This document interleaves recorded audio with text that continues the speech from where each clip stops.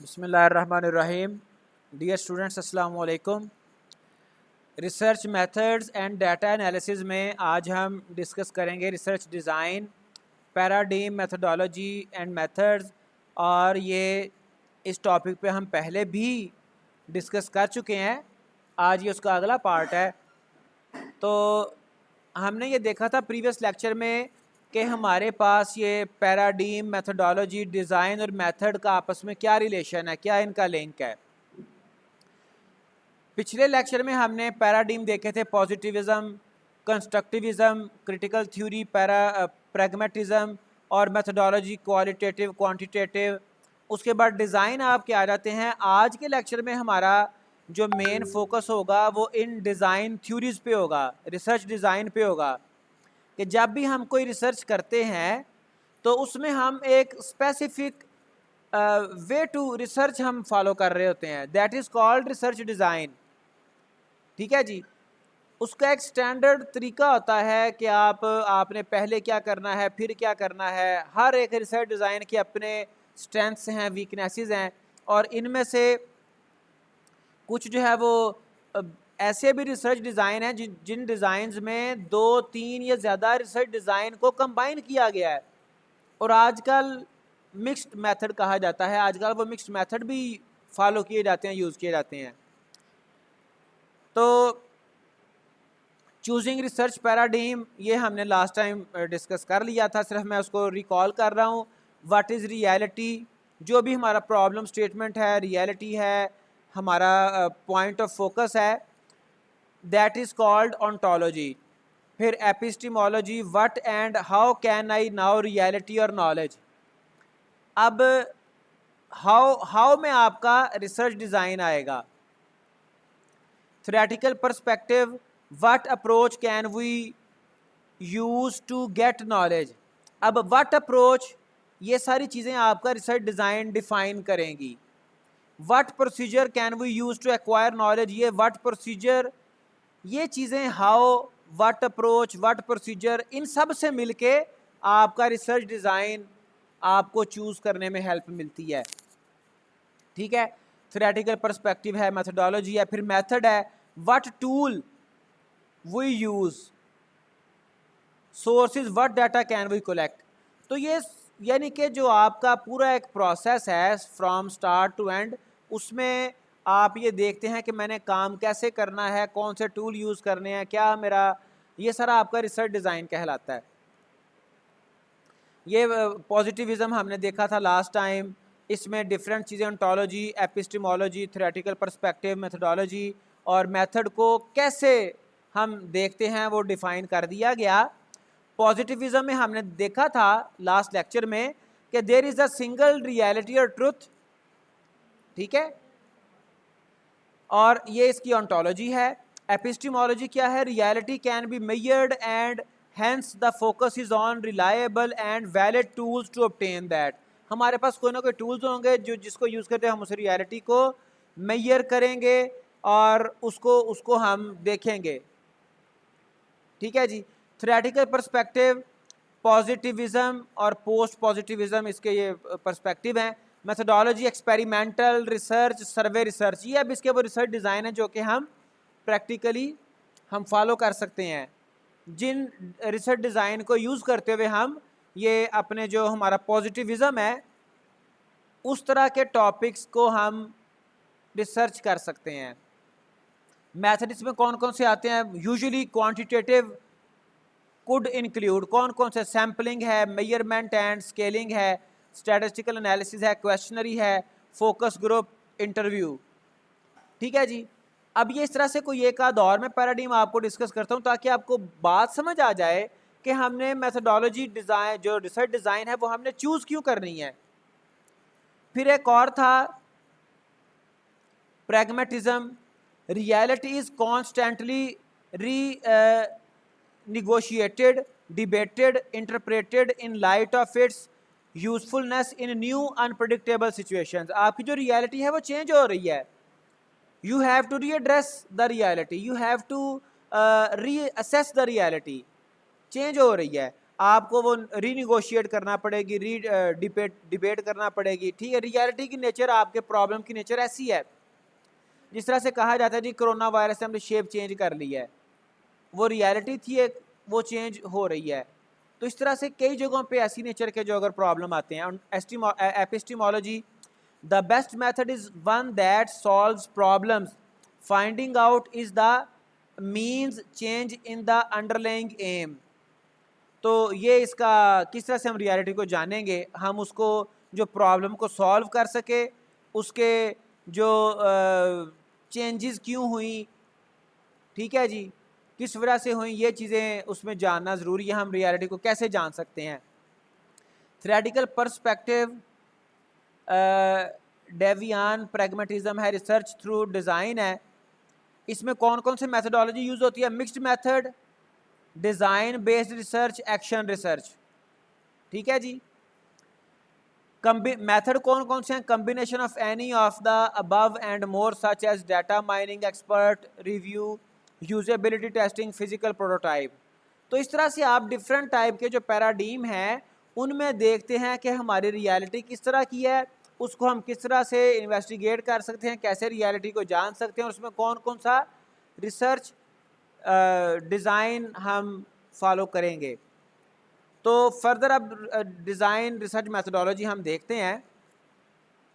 Research methodology when you are well into your literature review, जब आप अपना literature review कर चुके हैं काफ़ी सारा, आप अपने डोमेन कहते हैं वो फील्ड जिसमें आपने प्रॉब्लम को सॉल्व करना है। जब आपके पास सफिशिएंट डोमेन नॉलेज आ गया है, जब आपको कोई नया पेपर पढ़ते हैं उसमें कोई कीवर्ड्स आपको नए नहीं मिलते, मतलब आपको पहले से ही पता है, आपके पास डोमेन नॉलेज है, उसके बाद क्या होगा?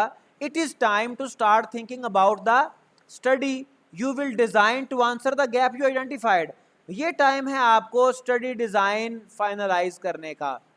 वो जो गैप है, जो गैप आपका प्रॉब्लम होगा, उसको आपने गैप को आइडेंटिफाई किया है, उसको आंसर करने के लिए जो रिसर्च डिज़ाइन है आपका फाइनलाइज करने का, ये अब टाइम है। गैप क्या होता है? ये आपका प्रॉब्लम होता है which you have to answer, और उसको आंसर करने के लिए आपने कोई स्टडी डिज़ाइन फॉलो करना है, रिसर्च डिज़ाइन आपने यूज़ करना है।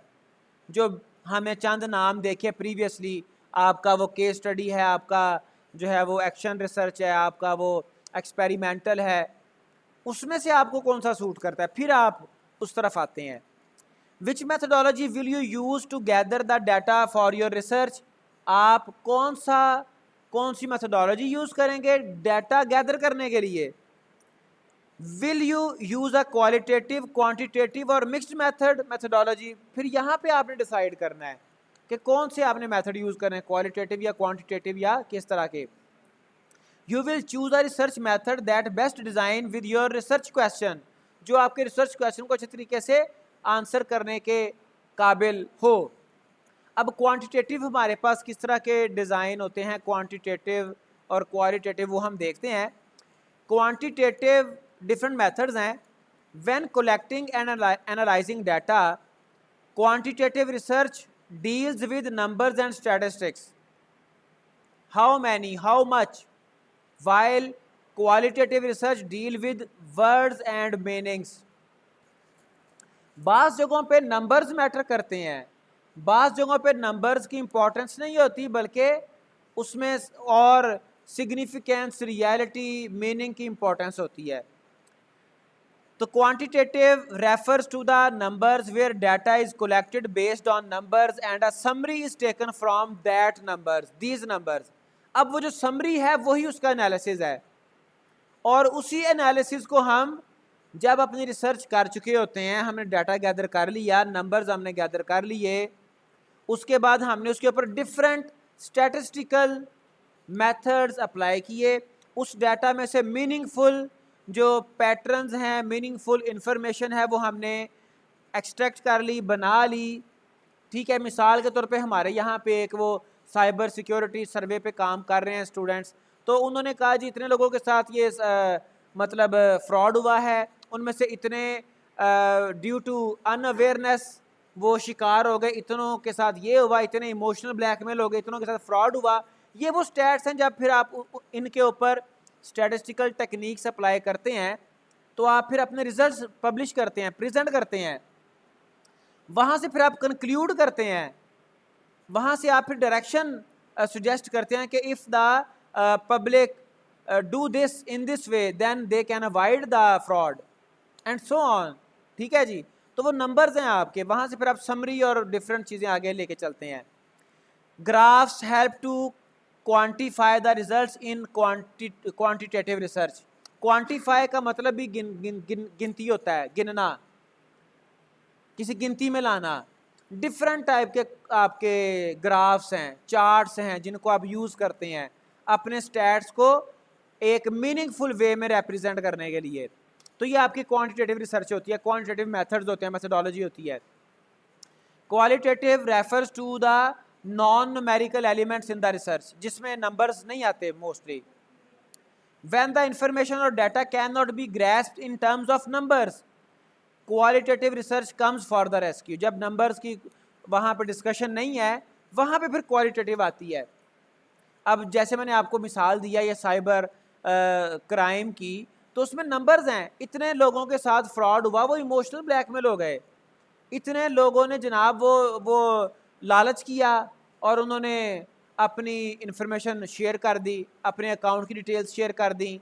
ठीक है। और उनको अवेयरनेस नहीं थी, इतने लोगों को, उनको पता ही नहीं था कि अगर मैं ये चीज़ बताऊंगा, ये इन्फॉर्मेशन दूंगा तो मेरे साथ कितना बड़ा फ्रॉड हो सकता है, एंड सो ऑन। ठीक है जी। आपका एटीएम कार्ड है, एटीएम कार्ड का नंबर आप किसी को देते हैं, उसके बैक एंड पे 3 डिजिट आपकी की होती है, पिन होती है, वो आप किसी को देते हैं, आपके अकाउंट से ट्रांजैक्शन हो जाएगी। कहता है जी मुझे पता ही नहीं था कि ये एटीएम कार्ड के नंबर से भी कोई फ्रॉड हो सकता है। आपका वॉलेट गुम होता है, फ़ौरन अपना एटीएम ब्लॉक करें, ये कोई ऐसी बात नहीं है, आपकी ऑनलाइन ट्रांजैक्शन इजीली हो जाएगी एटीएम कार्ड के नंबर से और उस पिन से। आप उसको फिर क्या करेंगे?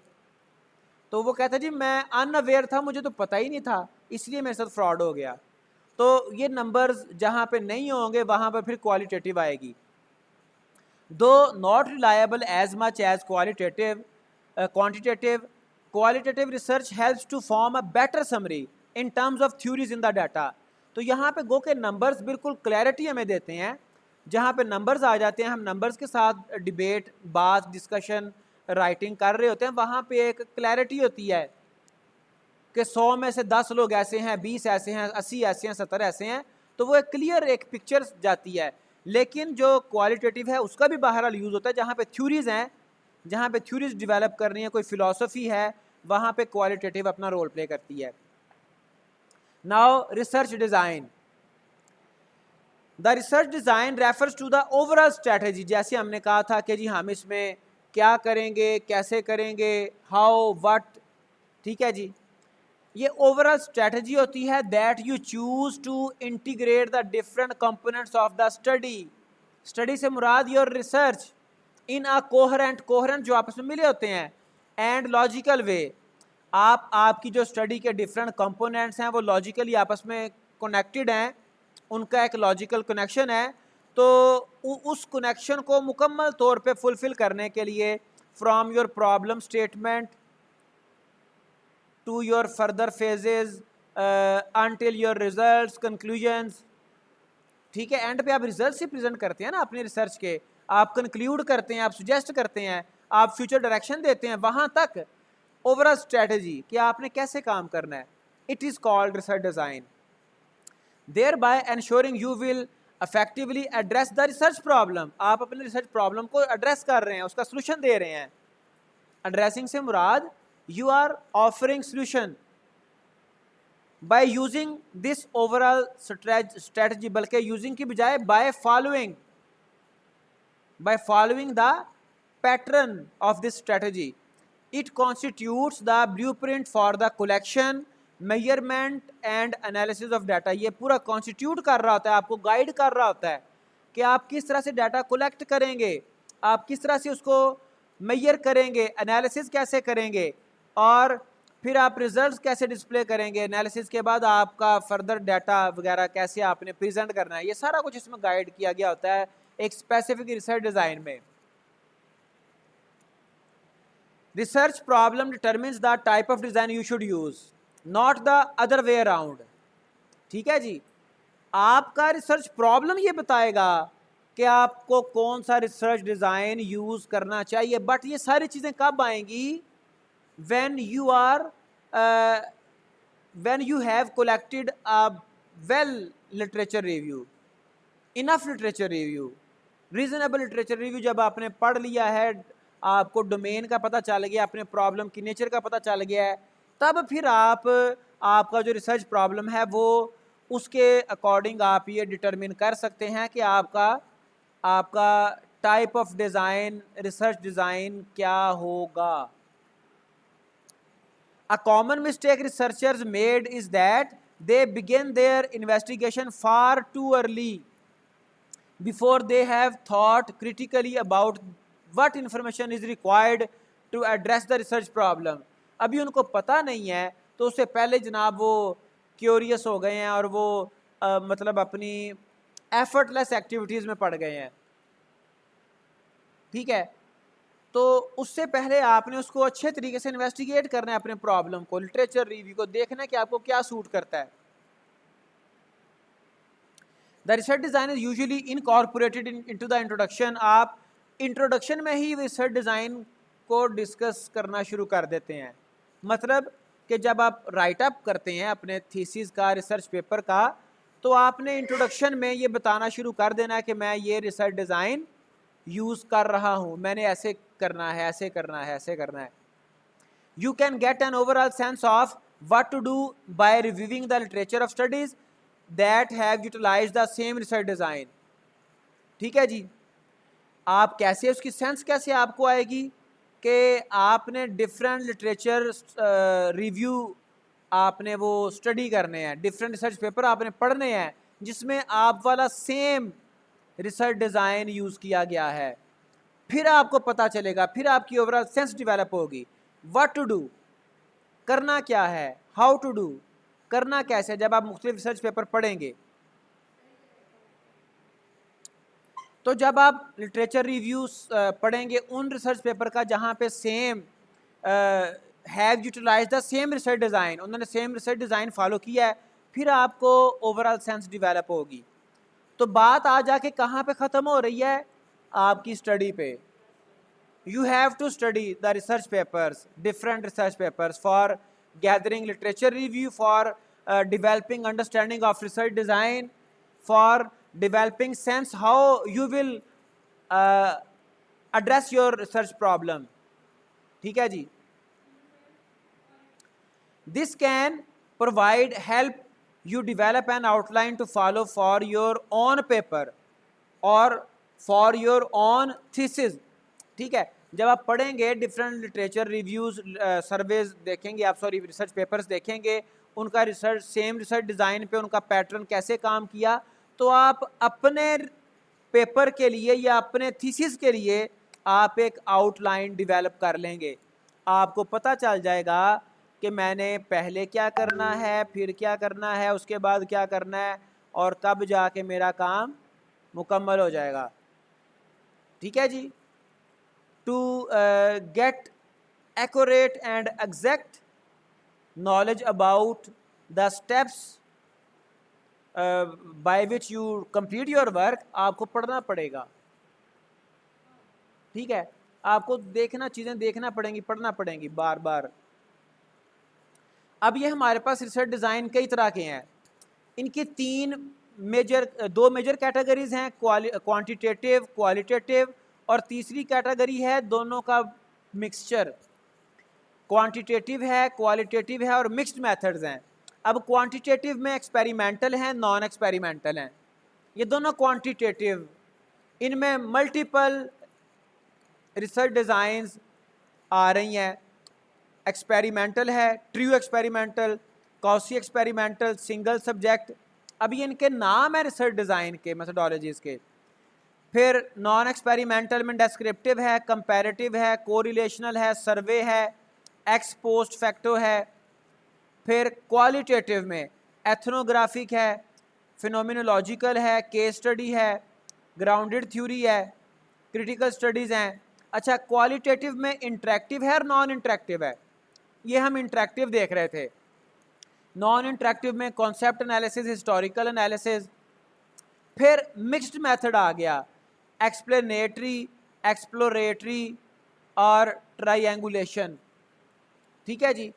तो ये हमारे पास इसके अलावा भी रिसर्च डिज़ाइन हैं। ठीक है जी। और ये कुछ फेमस डायग्राम तो मैंने भी कहीं से नेट से ही देखी थी, लेकिन इसको मैंने सम्मेलन डायग्राम को री डिज़ाइन खुद ही किया है। इसके अलावा भी हमारे रिसर्च डिज़ाइन और भी हैं, लेकिन ये सफिशिएंट एक लिस्ट है आपके सामने। इनमें से कुछ रिसर्च डिज़ाइन हम देखेंगे। सबसे पहले एक्सपेरिमेंटल। अब एक्सपेरिमेंटल देख लें। एक्सपेरिमेंटल आपका आ रहा है क्वांटिटेटिव में। ठीक है जी। Experimental design, a plan of the procedure that enables the researcher to maintain control over all factors that may affect the result of an experiment। अब इसमें क्या होता है, पूरा एक प्लान होता है एक प्रोसीजर का, जिसमें रिसर्चर के पास कंट्रोल होता है। जितने भी वेरिएबल्स होंगे, फैक्टर्स होंगे जो रिसर्च को अफेक्ट कर सकते हैं, that will be called as, that factor will be called as variables। उन तमाम वेरिएबल्स का कंट्रोल होता है रिसर्चर के पास। ठीक है जी, जो रिज़ल्ट को अफेक्ट कर सकते हैं, एक्सपेरिमेंट के रिज़ल्ट को। और रिसर्चर को ट्रूली उन तमाम वेरिएबल्स, उनका रोल, उनका अफेक्ट एक्सपेरिमेंट के दौरान वो उसे डिस्कस करना चाहिए, करना पड़ता है। उसे बताना पड़ता है कि ये वाला जो फैक्टर था, ये फ़लाँ एक्सपेरिमेंट में बड़ा हैवीली इन्वॉल्व था, फ़लाँ एक्सपेरिमेंट में ये वाला जो फैक्टर है वो नहीं था। मिसाल के तौर पे एक्सपेरिमेंट चल रहा है जी स्टूडेंट्स की परफॉर्मेंस के ऊपर, कोई उनको स्पेसिफिक एनवायरनमेंट, एक तरह के स्टूडेंट्स हैं उनको जनाब लग्जरियस एनवायरनमेंट दिया गया है, एक तरह के स्टूडेंट्स हैं उनके लिए टफ एनवायरनमेंट है, एक तरह के स्टूडेंट्स को यू कैन से कि डिफरेंट फैसिलिटीज़ दी गई हैं, एक तरह के स्टूडेंट्स को नहीं दी गई। तो ये वो वेरिएबल्स हैं, ये वो फैक्टर्स हैं, और उन फैक्टर्स की प्रेजेंस और एब्सेंस में रिजल्ट्स निकाले जा रहे हैं, कंक्लूड किए जा रहे हैं, और फिर उसकी बेस पे कोई भी प्रॉब्लम है, स्टेटमेंट है, प्रॉब्लम है, उसको कंक्लूड करके उसके रिजल्ट्स बनाए जा रहे हैं। Experimental, in doing this the researcher attempts to determine or predict what may occur. ये भी वो प्रोडिक्ट करता है क्या हो सकता है, क्या उसका रिजल्ट क्या आएगा, जो आएगा वो भी बताया जाएगा एंड पे। Experimental research is often used where there is time priority in a causal relationship। time priority होती है, cause precedes effect, जहाँ पे कुछ causes होंगी और कुछ effects होंगे। there is consistency in a causal relationship। causal relationship क्या होती है, जिसमें cause और effect आती हैं। causal relationship यानी कि कोई कॉज होगी, कोई वजह होगी, और फिर उसकी कॉज की वजह से कोई अफेक्ट हो रहा होगा। ठीक है। मिसाल के तौर पे अगर स्टूडेंट की परफॉर्मेंस की ही फिर बात करते हैं, तो कॉज क्या हो सकती है कि उसके साथ कोई हादसा हो गया, स्टूडेंट का जो है वो कोई प्रॉब्लम आ गई, कोई मेंटल प्रॉब्लम आ गई, उसको फंड्स का इशू आ गया, ये कॉज है, और अफेक्ट फिर उसकी बेस पे डिस्कस करने हैं। तो ये वहाँ पर हम एक्सपेरिमेंट करते हैं। Where a causal relationship exist, there is consistency in a causal relationship, a cause will always lead to the same effect. तो इसका एक लॉजिकल रिलेशनशिप भी होता है, सेम कॉज की वजह से सेम अफेक्ट आना चाहिए। मिसाल के तौर पे हदीस मुबारका है कि जिसने सच बोला वो निजात पा गया। ठीक है, कॉज क्या है, सच, निजात क्या है, इफेक्ट। तो जब भी, जो भी, जहां भी सच बोलेगा निजात पाएगा। अब इसको समटाइम छोटे से सिनेरियो में कोई बंदा कंफ्यूज हो सकता है, और इसका काउंटर पार्ट भी है, जिसने झूठ बोला वो हलाक हो गया। अब छोटे कॉन्टेक्स्ट में समटाइम बंदा कहता है जी मैंने झूठ बोला, मैं बच गया, लेकिन देखें इसका ओवरऑल कॉन्टेक्स्ट क्या है। इस्लाम में नजात का और फलाह का एक ही जो है ना वो अल्टीमेट क्राइटेरिया है, बड़ा क्राइटेरिया, वो है आखिरत। लेकिन लाइफ में, रियल लाइफ में यहाँ पे भी उसका जो है वो इम्पैक्ट आता है, रिजल्ट्स यहाँ पे भी पता चल जाते हैं। लॉन्गर रन में बेनिफिट ये होता है, और लॉन्गर रन में आपकी लाइफ के बेनिफिट्स भी शामिल हैं और आफ्टर वर्ड्स भी शामिल है। एनीवे अच्छा जी, इसमें जहाँ पे काउजल रिलेशनशिप आएगा वहाँ पे आपका एक्सपेरिमेंटल डिज़ाइन आपको फॉलो करना पड़ेगा। And the magnitude of the correlation is great, और उनको कॉज में और अफेक्ट में उसका जो कोरिलेशन है, उनका आपस का रिलेशन है, ये भी होना चाहिए, ग्रेट रिलेशनशिप होना चाहिए कि हमेशा कुछ परसेंटेज डिफ़र कर भी सकता है। हमेशा जब वो सेम कॉज आती है तो बड़े चांसेस हैं 80% 90% के इफेक्ट यही आएगा। अगर कोई स्टूडेंट मेहनत करेगा, अगर कोई बंदा स्ट्रगल करेगा इंटेलिजेंटली, तो वो सक्सेसफुल होगा। बड़ा स्ट्रॉन्ग रिलेशनशिप है स्ट्रगल का और सक्सेस का। स्ट्रेंथ, अब इसकी कुछ स्ट्रेंथ्स हैं, इसमें कुछ बेनिफिट्स हमें मिलते हैं। Experimental research allows the researcher to control the situation, ठीक है जी। In so doing, it allows researcher to answer the question what causes something to occur. किसी भी काम के अकर होने में क्या क्या रीजंस होती हैं। Permits the researcher to identify cause and effect relationship between variables. वो वेरिएबल्स के दरमियान कॉज इफेक्ट रिलेशनशिप को वो आइडेंटिफाई कर लेता है।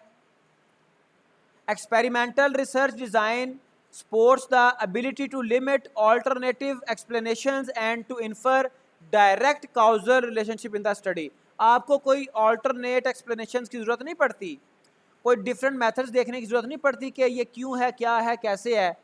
आप डायरेक्ट कॉज के ज़रिए से उसके अफेक्ट, उसका रिजल्ट बता देते हैं। Because this was the reason, these were the reasons, so that the specific case has failed or successful or this result happens. Approach provides the highest level of evidence for single studies. बड़े अच्छे आपके पास proof होते हैं, आपके पास numbers होते हैं, ये भी है, ये भी है, ये भी केस है, ये भी केस है, ये हमने एक्सपेरिमेंट किया है। ये सारे एक एक्सपेरिमेंट में कोई एक ही तो इंस्टेंस नहीं ना होता। आप एक्सपेरिमेंट करते हैं, फ़र्ज़ करें फसल आपने बोई है, उसके ऊपर एक्सपेरिमेंट हो रहा है, तो उसमें आपने 1000 10,000 बीज बोया है, 500 बीज बोया है, ठीक है जी। एक्सपेरिमेंटल डिज़ाइन की weaknesses, experimental design can be costly if special equipment और फैसिलिटीज़ आर नीडेड। तो एक्सपेरिमेंट करने में आपको पूरा सेटअप चाहिए, आपको कॉस्ट आपकी पड़ती है। Some research problems cannot be studied using an experiment because of ethical और टेक्निकल रीजंस। कुछ ऐसी आ जाएगी सिचुएशन जहाँ पे आप उसको एक्सपेरिमेंट कर नहीं सकते, there are number of reasons, ठीक है जी। वहाँ पे आपको कुछ ना कुछ और रिसर्च डिज़ाइन फॉलो करना पड़ेगा, कोई ऑल्टरनेट सोल्यूशन आपको, ऑल्टरनेट रिसर्च डिज़ाइन आपको देखना पड़ेगा। Difficult to apply ethnographic and other qualitative methods to experimentally designed studies. यहाँ पे आप एथनोग्राफिक और क्वालिटेटिव मेथड्स यूज़ नहीं कर सकते। Methodology something else, methods are something else. तो मैथडोलॉजी में साथ मेथड्स सपोर्ट करते हैं, तो एथनोग्राफिक भी हम आगे देखते हैं। तो जो फिर आपका एक्सपेरिमेंटल है, वहाँ पे आपको जो मेथड्स हैं वो भी क्वांटिटेटिव ही देखने पड़ेंगे। After the second research design is field research और ethnography. Field research is often necessary to fill gaps in understanding the sometimes referred to as ethnography or participant observation. Design around field research encompass a variety of interpretative explanatory procedures, for example observation and interviews. आप field में जाते हैं, observe करते हैं, interviews करते हैं, ठीक है। एनकम्पास कहते हैं मुश्तमिल होना, वैरायटी ऑफ इंटरप्रिटेटिव, जिसको आप इंटरप्रेट करते हैं। ऑब्ज़र्व किया, उसको आपने इंटरप्रेट किया। एक चीज़ आपने ऑब्ज़र्व की, कोई किसी का बिहेवियर ऑब्ज़र्व किया, अब वो उसको आप अपने वर्ड्स में, अपने कॉन्टेक्स्ट में इंटरप्रेट करेंगे। ठीक है जी। Explanatory, rooted in qualitative approach. अब ये क्वालिटेटिव है और उसमें interactive. To studying people individually और in groups while occupying their natural environment. अब देखें, जो एक्सपेरिमेंटल था वहाँ पे नंबर्स आ रहे थे, वो क्वांटिटेटिव था, और यहाँ पे फील्ड रिसर्च में आपकी क्या आ रही है, आपकी ऑब्जर्वेशन आ रही है, ये क्वालिटेटिव है, ये क्वांटिटेटिव नहीं है। एक्सपेरिमेंट क्वांटिटी से रिलेटेड था, हमने कहा कि इतनी क्वांटिटी में कॉज ये आई और उसके सेम रिजल्ट आए। There in experimental research quantity does matter, here quantity doesn't exist, mainly quality exists, mainly your observation exists.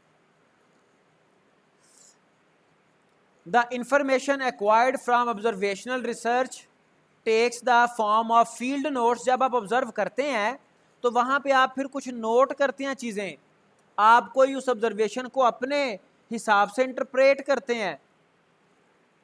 That involves documenting what the researcher actually sees and hears while in the field. वो documentation कर रहा होता है, वो notes बना रहा होता है, जो कुछ उसने ऑब्जर्व किया। Findings do not consist of conclusive statements. वो जो आपने नोट किया, जो फाइंड किया, जो आपको ऑब्जर्व हुआ, वो कंक्लूसिव नहीं होता, उसको उसके ऊपर फर्दर कुछ काम करने की जरूरत होती है। Derived from numbers and statistics because field research involves analysis of words and observations of behavior. उसके ऊपर फर्दर एनालिसिस की ज़रूरत है, उसको फर्दर एनालाइज करने की ज़रूरत है।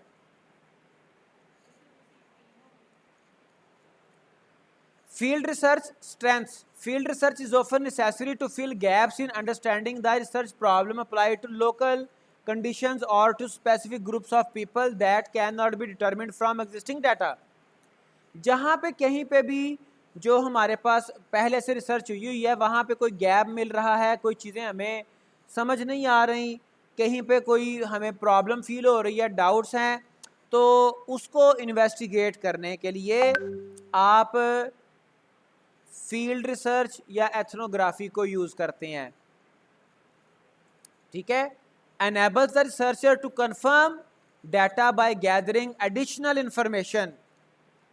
उसके पास डाटा है, उसने लिटरेचर रिव्यू कर लिया, कहीं और सेकेंडरी सोर्स से डाटा आ गया, अब उसको फिर वो मज़ीद उसके ऊपर एथनोग्राफी फील्ड रिसर्च के ज़रिए से उसको ऑब्ज़र्व करके अपने रिजल्ट्स को, डाटा को वो इंश्योर करता है, उसको वो स्ट्रेंथन करता है।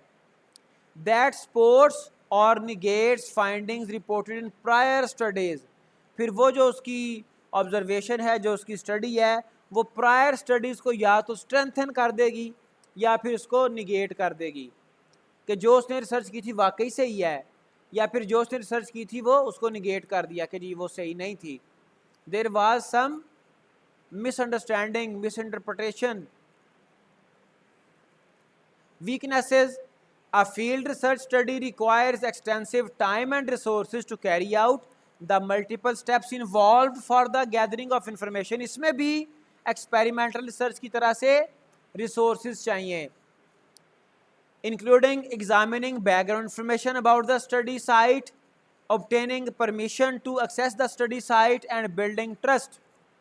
जहाँ पे कोई आपने ऑब्ज़र्व करना है वहाँ पे जाने की परमिशन आपको चाहिए, आपको उसकी बैकग्राउंड हिस्ट्री का पता होना चाहिए। ठीक है जी।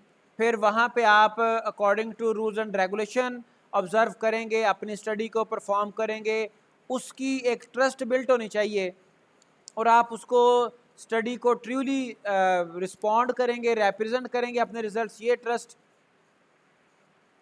requires a commitment to staying engaged in the field to ensure that you can adequately document events and behaviors as they reveal. फिर आपको वहाँ पे टाइम देना पड़ता है कि जो जो कुछ भी आपने ऑब्जर्व किया उसको आपने डॉक्यूमेंट करना है, उसको आपने रिवील करना है, उसको आपने लोगों को बताना है, पब्लिश करना है। तो वहाँ पे आपकी एंगेजमेंट, आपका टाइम इम्पॉर्टेंट है। ताकि आप उसको मुनासिब तरीके से दूसरे लोगों तक पहुंचा सकें। After writing, after documenting, the unpredictable nature of field work means that researcher can never fully control the process of data gathering. तो समटाइम फील्ड रिसर्च में आपका जो फील्ड वर्क होता है वो अनप्रडिक्टेबल होता है, तो वहाँ पे रिसर्चर डाटा गैदरिंग प्रोसेस को फुली कंट्रोल नहीं कर सकता, या वहाँ पे फिजिबल नहीं होता, वहाँ पे वो उसको अप्रोप्रिएटली कंडक्ट नहीं कर सकता। तो ये इसकी कुछ वीकनेसेस हैं। तो आज के लिए इंशाल्लाह ताला इतना ही, आगे फिर कोई एक दो रिसर्च डिज़ाइन हम और डिस्कस करेंगे। Now you are invited intensive question, पहले भी आपने साथ साथ पूछे हैं, लेकिन अगर मज़ीद आपके क्वेश्चन है आप उसको पूछें लाजमी।